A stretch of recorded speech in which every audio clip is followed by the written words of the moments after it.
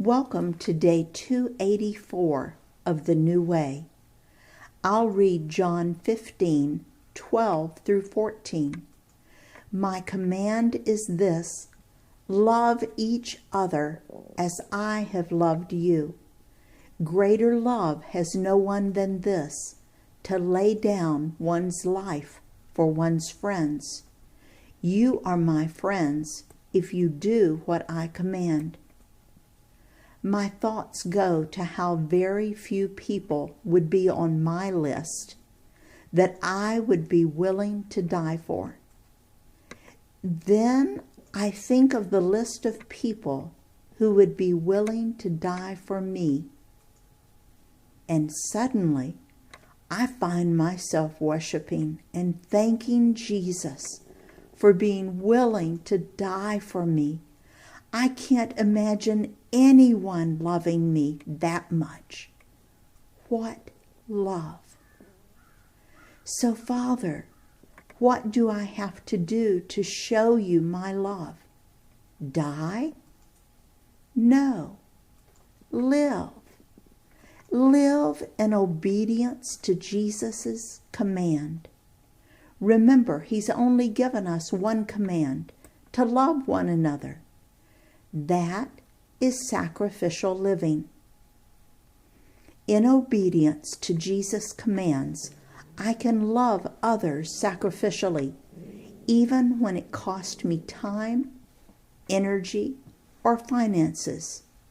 Turning the other cheek, seeing potential, recognizing the good, accepting the bad.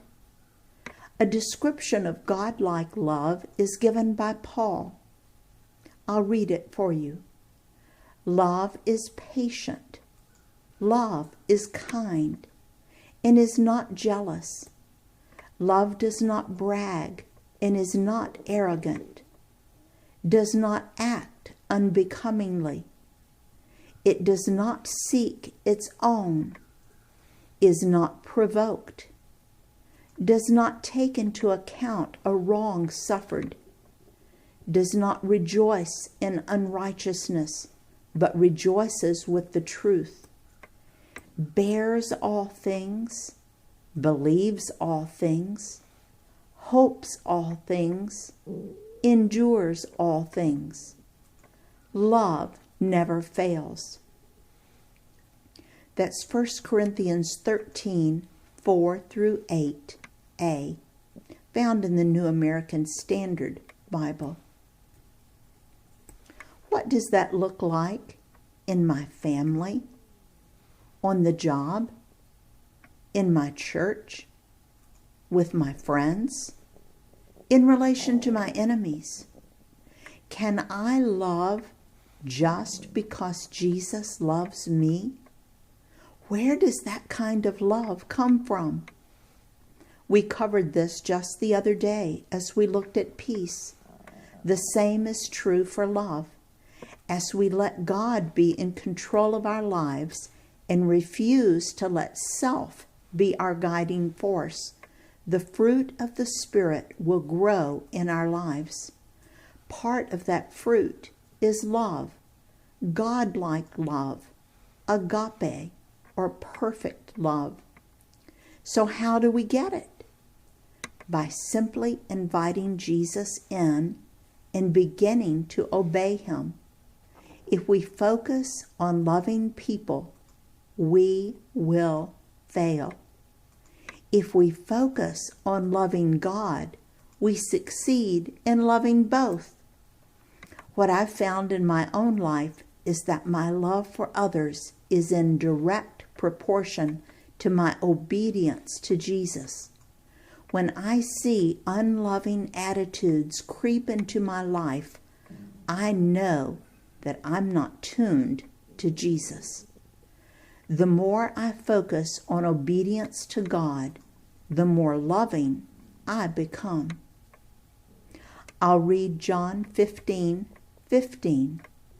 I no longer call you servants, because a servant does not know his master's business.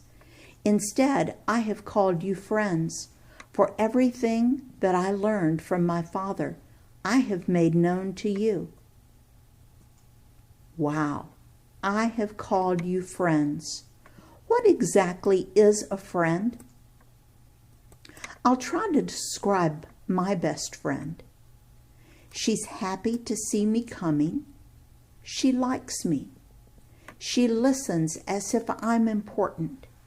She weeps with me and tries to cheer me up.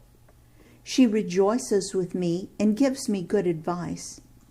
We enjoy the same things and could talk literally for hours without getting tired of each other. We can sit in total silence and be okay with it. She desires to understand and really get to know me, the good, the bad, and the ugly. I trust her with confidential matters and trust her to not intentionally hurt me. She is committed to spending time together with me, even if it's just a quick hello in passing. She gives of herself for my comfort. She points me to God. Much has been said about Jesus being better than a best friend. He certainly meets all the criteria. But that's not what John 15:15 says. Let me read it again. I no longer call you servants, because a servant does not know his master's business. Instead, I have called you friends. For everything that I learned from my Father, I have made known to you. Here we see Jesus saying, I call you my friend. Think about the description of a good friend and ask yourself, am I a good friend to Jesus? In his service, Dale.